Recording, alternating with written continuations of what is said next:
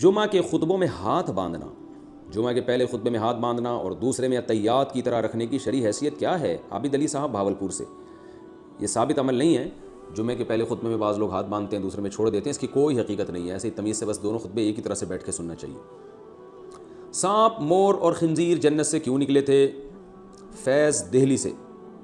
میں نے سنا ہے کہ سانپ اور مور کو اللہ تعالیٰ نے شیطان کی وجہ سے جنت سے نکال دیا تھا، اور خنزیر کے بارے میں بھی یہی سنا ہے کہ اللہ تعالیٰ نے اسے آدم علیہ السلام اور حوا علیہ السلام کی گندگی دور کرنے کے لیے بنایا تھا۔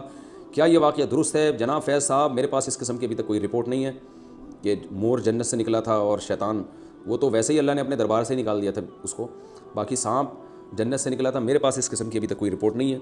آپ کے پاس کوئی رپورٹ ہو، کوئی حوالہ ہو تو آپ بتا سکتے ہیں، ہمارے پاس ایسی کوئی دلیل نہیں ہے۔ سانپ بھی اسی زمین کی مخلوق ہے، یہیں پیدا ہوا اور جو کچھ کر رہا ہے یہیں پہ کر رہا ہے۔ جنت میں نفسانی خواہشات ہوں گی؟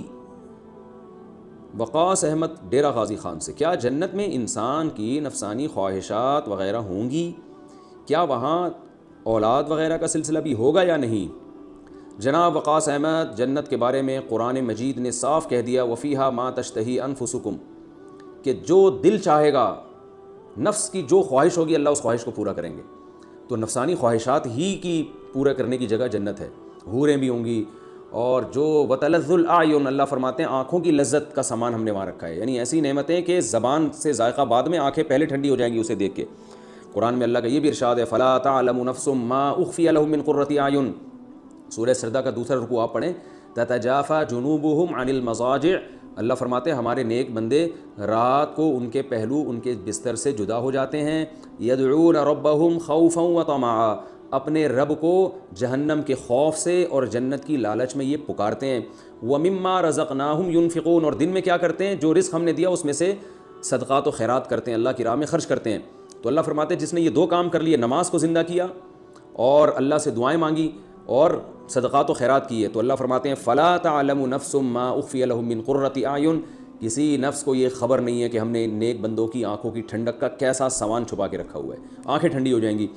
تو حدیث میں بھی یہی مضمون ہے، قرآن میں بھی یہی مضمون ہے کہ جو چاہیں گے انشاءاللہ وہاں آپ کی ہر خواہش پوری ہوگی، اللہ ہم سب کو وہاں لے جائے۔ اولاد کا سلسلہ ہوگا، جی ہاں، حدیث میں آتا ہے جس کے جنتی کو، جنت میں کسی جوڑے کو اگر اولاد چاہیے ہوگی تو ایک ہی دن میں اللہ ان کو اولاد بھی دے دیں گے۔ لیکن فیملی پلاننگ والے بڑے پریشان ہوں گے، یار یہ سیٹ اپ یہاں بھی شروع ہو گیا، اتنی مشکل سے دنیا میں ختم کیا تھا ہم نے۔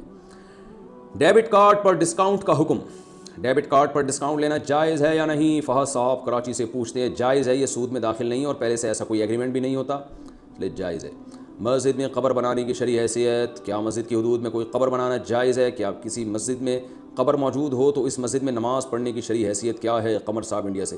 مسجد میں قبر بنانا بالکل حرام ہے، ناجائز ہے، اور مسجد میں قبر پہلے سے موجود ہو تو سوال پیدا ہوتا ہے جب قبر تھی تو وہاں مسجد بنائی کیوں؟ یہ غلط کام کیا۔ اور اگر کسی مجبوری سے بنائی ہے، جگہ نہیں تھی، جیسے کہ آپ صلی اللہ علیہ وسلم کے روضہ اطہر ہے تو وہیں مسجد نبوی کی جب توسیع ہوئی ہے تو وہی حصہ مسجد میں آ گیا، تو ایسی کوئی مجبوری ہو تو پھر قبر کی طرف رخ کر کے اس زمانے میں بہرحال نماز پڑھنے کی کسی صورت میں اجازت نہیں دی جائے گی، اس سے شرک کا دروازہ کھلتا ہے۔ بہتر یہ ہے کہ 10 سال اگر اس قبر کو ہو گئے تو اس کے برابر کر دیا جائے، مٹی میں ملا دیا جائے اور زمین کے برابر کر دیا جائے اس کو۔ امام مہدی کب ظاہر ہوں گے؟